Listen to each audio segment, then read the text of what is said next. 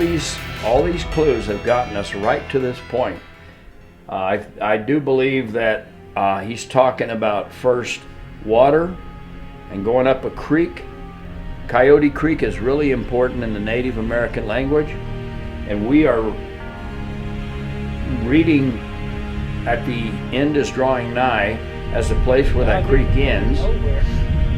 Right where the end draws nigh, there'll be no paddle up your creek, so we jump over the road, which is right next to the end of the creek, and he says just heavy loads and water high. Well, there's a funny little sign right there on the road that says not recommended for heavy loads, and it's got a picture of semi-trailers, and so I think that's his inference, is that you jump from the rivers onto the roads, and from the roads we're going to go up the mountain until we get to the trail, and the trail is marked by more road signs. Those road signs, because the end of Coyote Creek, who is in the mythological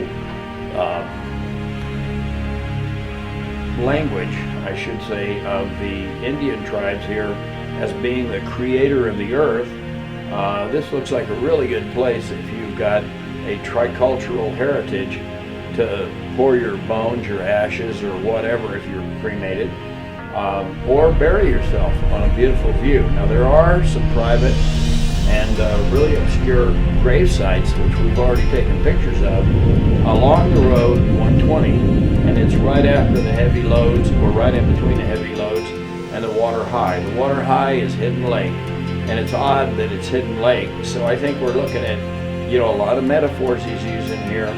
He chose this place before he ever wrote this poem. You couldn't have gotten a more unique group of markers, especially in New Mexico with our cultures. This last clue here on the first 9 is, if you've been wise and found the blaze, which we think we have, look quickly down your quest to cease, but tarry scant with marvel gaze. And let me show you the marvel gaze. This is a picture right here.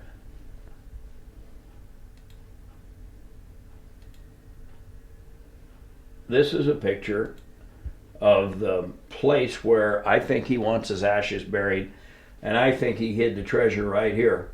And I think we're going to prove it very soon. If we've only got until August 15th to prove it, and hopefully we're going to find it by then. If we don't find it by then, we're going to release all of our clues, and I think our clues are good enough to get you right on top of it. What we've figured out is from the sign that says Camp David of the West, which is on Highway 120, and if you follow all the clues using a triculture template and a triculture or a tri-system method of getting to this spot, it's really odd that there's a sign that says Camp David of the West right in this turn below a beautiful marvel gaze, I would call it, in the Hidden Lake area in New Mexico.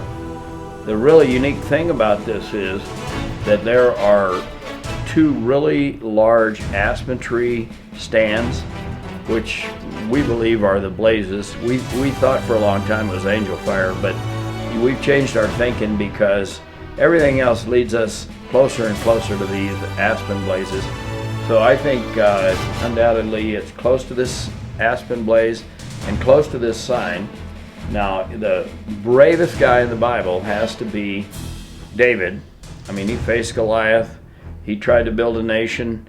He was quite a guy. He kept from killing his comrades, even though King Saul, his comrade in a sense, and even his comrade's son, who was his best friend, he did that for the sake of family relations in the...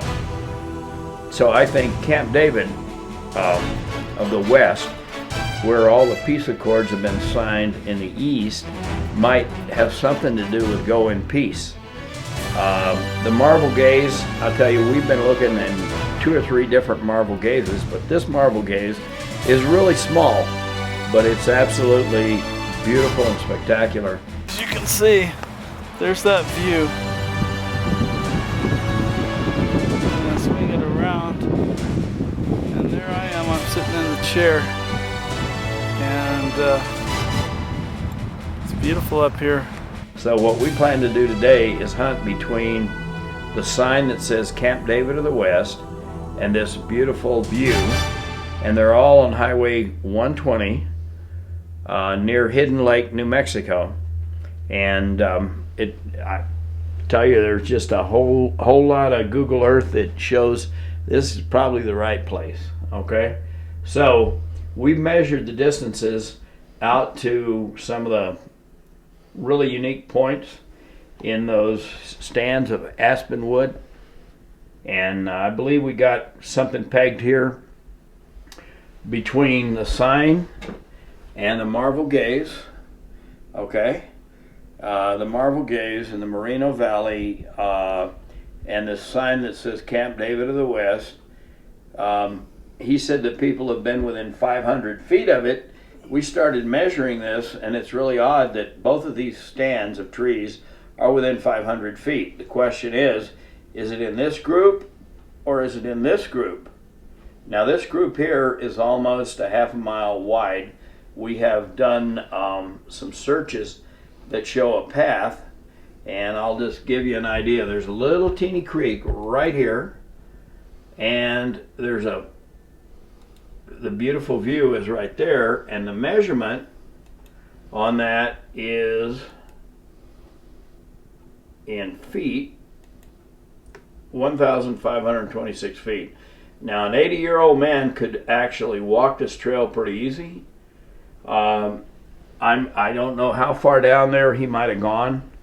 I don't know if it's closer to the sign that says if you are brave and in the wood, which is Camp David of the West. By the way, the name of the family is Franklin family that live in the house, and guess what? He makes a little comment here that says, if you've been wise and found the blaze. He might have meant, look quickly down. This transmission is coming to you. Because this transmission is coming to you. You got it. All right, you are go. you're standing next to it. We see the you got it. We see the now. You got it. This transmission is coming to you. This transmission is coming to you. All right, you are go.